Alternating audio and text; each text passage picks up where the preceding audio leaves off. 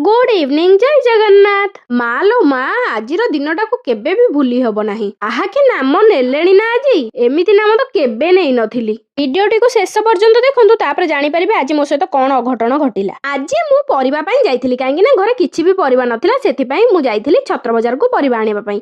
आ परिबा bag full करके आनी के आसिला परे कथारे अछि ना घरे पशु पशु चाळ बाजुची मुंडरे सेही भलिया अवस्था।